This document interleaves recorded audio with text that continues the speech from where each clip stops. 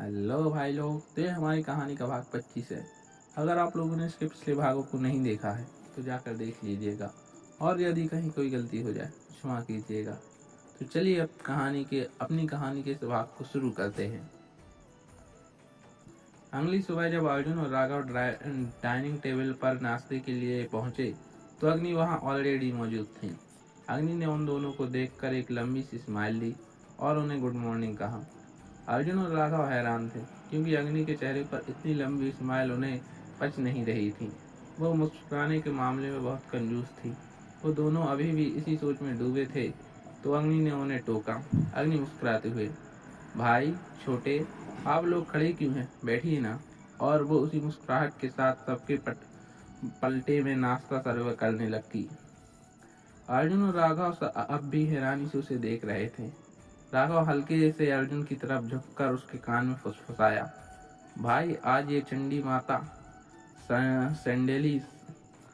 सड़ेली माता सीता कैसे बन गई? आई एम टेलिंग यू भाई, कुछ तो गड़बड़ है। अर्जुन फुसफुसाते हुए, मुझे भी ऐसा ही लग रहा है। अग्नि, अरे आप शुरू करो ना। अर्जुन को फिर कल रात का ध्यान आया तो उसने अग्नि से पूछने के लिए अपना मुंह खोला। जैसे ही उसने कुछ बोलना चाहा, अग्नि ने उसके इरादे समझते हुए उसके मुंह में पराठे रोल उसके घुसा दिया। अर्जुन हैरान से अग्नि की ओर देख रहा था। अग्नि, भाई खाओ ना, काका ने आज मस्त पराठे बनाए हैं। अर्जुन अपने मुंह में रखा पराठा खाते हुए अग्नि को घूरने लगा। अर्जुन मन में, अच्छा बेटा तो इसलिए सुबह से चेहरे पर 3 BHK वाली स्माइल चिपकाए घूम रही है ताकि कोई इससे सवाल ना करे। देखता हूँ कब तक बचती है।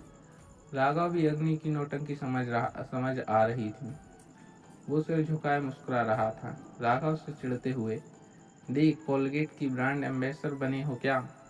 अर्जुन राघव की बातों का मतलब समझकर मुंह दबाकर अपनी हंसी रोकने की कोशिश करने लगा। अग्नि कंफ्यूज होकर, क्या क्या बोल रहा है तू? राघव, नहीं, आज आप कुछ ज्यादा ही दांत दिखा रहे हो। तो मुझे लगा कि आपने चमकीले दांत दिखाकर कोलगेट कंपनी का प्रॉफिट बढ़ा रहे हो, उसके शेयर की प्राइस बढ़ा रहे हो। अर्जुन को अब तक अपनी हंसी दबाए बैठा था। वो अपना पेट पकड़कर हंसने लगा। अग्नि ने चढ़कर अपनी आंखें बंद कर ली और टेबल पर रखा एप्पल उठाकर उसकी तरफ फेंक दिया। राघव ने हंसते हुए उसे कैच कर लिया और बोला, थैंक्स फॉर दी एप्पल दी। अग्नि, ज्यादा मत बोल, समझा? तभी उसकी नजर अर्जुन पर पड़ी, जो मुस्कुरा छोड़कर उसे घूर रहा था। अग्नि दोबारा मुस्कुराने की कोशिश करने लगी। अर्जुन के सिर पर हाथ रखते हुए एक गहरी सांस लेकर बोला, बस कर अग्नि, तेरे बस की नहीं है 3 BHK वाली स्माइल। और मैं कुछ नहीं पूछ रहा तुझसे, अब चले, लेट हो रहे हैं। अर्जुन बाहर की तरफ चला गया। अग्नि ने उसके जाने के बाद एक गहरी सांस ली और बाद में वो बाहर आ गई। फिर तीनों ऑफिस के लिए निकल गए। ब्यास मिला। आज छोटी प्रिंसेस के लिए घर में पार्टी थी।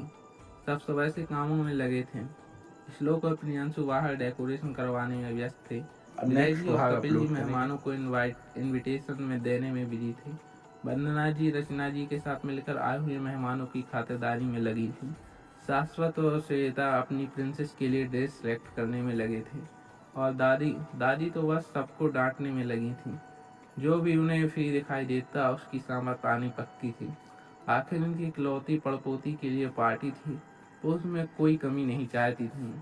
आज ऑफिस में सबकी छुट्टी थी और सब आज शाम को संयुक्ता की वेलकम पार्टी में इनवाइटेड थे।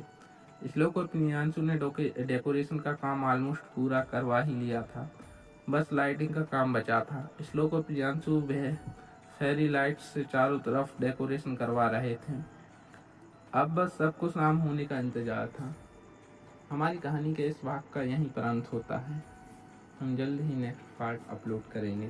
तब तक के लिए बाय बाय।